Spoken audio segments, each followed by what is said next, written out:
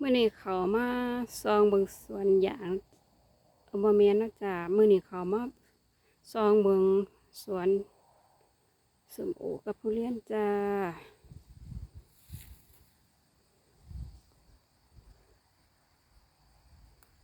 มาเบิงส้มโอนะจ้าฟ้ากำลังมืดมัวมาแล้วฝนใกล้สิตกทางแถวโน้นไม่สาเลยจ้าหญ้าเหลืองๆกับสีชีวภาพนะจ้าบ่แม่นเคมีจ้ามื่อนี้พากันมา